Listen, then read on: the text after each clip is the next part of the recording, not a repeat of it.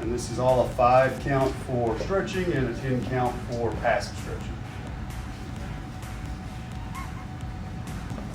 Take a breath in, hold it, and bring that straight leg back behind you now. So raise that leg up. There you go.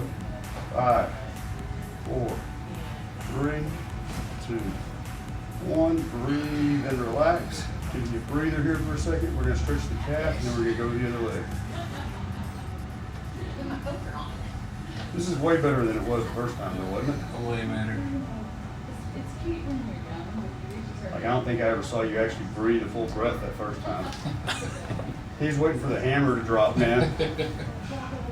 All right, you know this one. Take a breath in. Pull your toes to your nose. This is a calf stretch. Oh, that one 5, hurts.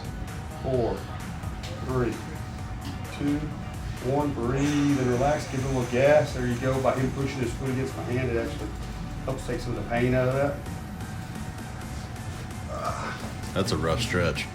Mm-hmm.